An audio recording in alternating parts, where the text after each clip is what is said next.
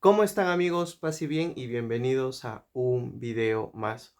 Hoy quiero hablar de uno de los personajes de los primeros cristianos que en lo particular pienso yo que si es que se profundiza más de manera conjunta con la Iglesia Ortodoxa podría garantizar de manera rápida e inmediata la unidad de la Iglesia. Recordando pues que existen en la Iglesia Católica 24 ritos, uno de ellos es el latino y los otros 23 corresponden a ritos orientales. Estos personajes que han contribuido a que muchas iglesias ortodoxas buscaran la unidad o completaran la unidad con el obispo de Roma podrían resumirse pues en dos personajes, en Ignacio de Antioquía y de manera específica en la carta a los romanos o a la iglesia de Roma, y en el cual voy a hablar ahora, el cual es Clemente de Roma, el cuarto papa, el cual desarrolla una carta dirigida a la iglesia en Corintio. Hay un fuerte deseo y al mismo tiempo una especie de dolor que tiene Clemente como pastor de la iglesia universal. Clemente muy probablemente conoció a San Pedro y a San Pablo, del cual en esta carta a los Corintios él hace mención de manera repetida e invita a la comunidad de Corinto a que no lleve al cisma, que no continúe la división y que, por el contrario, invita a San Clemente a que puedan reconocer en muchos pasajes de las Escrituras y del Antiguo Testamento cómo las personas que buscan la unidad y la obediencia y la oración contribuyen al reino de los cielos. En ese sentido, San Clemente no solamente es una persona que invita a la obediencia, sino más bien busca testimonios del Antiguo Testamento para buscar la unidad, para garantizar la unidad en toda la iglesia. San Clemente fue un personaje que fallece aproximadamente en el año 94-96. Estamos hablando a finales del siglo I. Es decir, que ya para el siglo I había una conciencia universal, no solamente en Occidente, sino que también en Oriente, recordando que Corinto pues está más ligado a las iglesias orientales, cerca a Jerusalén, cerca a Antioquía, cerca a Grecia finalmente, donde ahí existía la celebración eucarística de rito oriental griego, entonces, o ahora como se conoce como bizantino.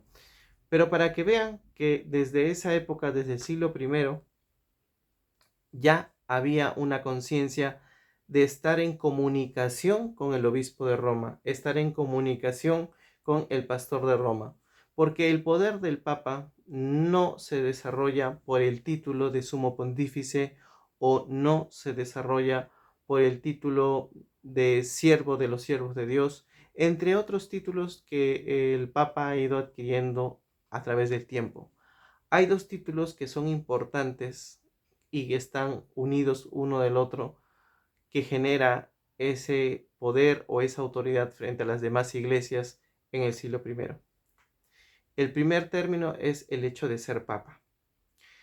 La palabra papa, muchos han buscado una especie de acróstico para expresar que es el sumo pontífice, vicario de Cristo, que es otro título que también se le da, pero en realidad la palabra papa es la traducción al español de papá, padre.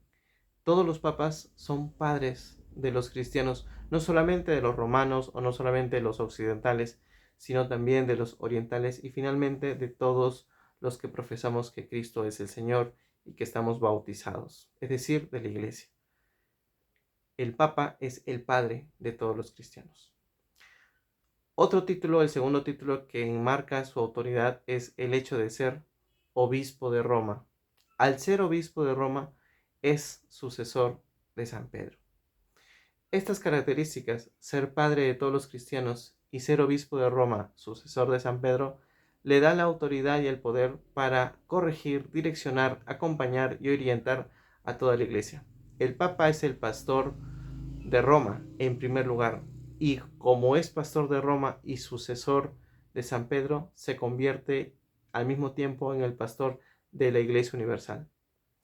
Es por eso que él escribe una carta a los Corintios, donde él mismo se lamenta que ha sido un poco tarde en responder. Él introduce la primera parte del primer capítulo de esta carta mencionando que se lamenta en el cual él envió una carta o una respuesta un poco tarde, pero a pesar de eso les invita a la unidad, les invita más bien a que recuerden cómo en aquellas épocas, cuando estaban todavía los apóstoles vivos, ellos o la iglesia en Corinto, junto a su pastor, eran una iglesia de gran testimonio.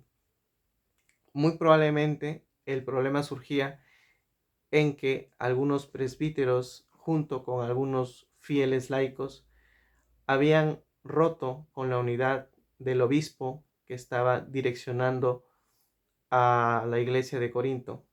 Y es el obispo el cual envía una carta a Roma para que él sea el juez y al mismo tiempo el que confirme la unidad, invitando a esos presbíteros y laicos a que vuelvan a la unidad con la iglesia local en primer lugar y como consecuencia a la iglesia universal. Más aún, él termina diciendo y advirtiendo que si es que no logran este vínculo de la unidad, estarían cometiendo un grave error. Por lo tanto, el Papa advierte de una posible excomunión. El obispo de Roma, que es el pastor de Roma, o el título que le quieran ver, por ser el padre de la iglesia, el padre de los cristianos, tiene el poder, la autoridad para vincularnos a todos con la unidad. Y todo eso nace de la gran promesa que le hizo Jesucristo. Tú eres Pedro, y sobre esta piedra edificaré mi iglesia.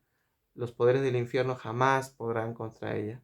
Todo lo que ates y desates aquí en la tierra será atado y desatado en el cielo. Otra promesa que le da también Jesús. Pedro, apacienta mis ovejas, apacienta mis corderos. Otra promesa, Pedro, yo he rogado solo por ti, para que no caigas en tentación. Vemos que Jesús tiene un deseo profundo, profundo de dedicarle una atención exclusiva a Pedro. ¿Y qué pasaba cuando Pedro finalmente fallece en el año 65, 67 aproximadamente?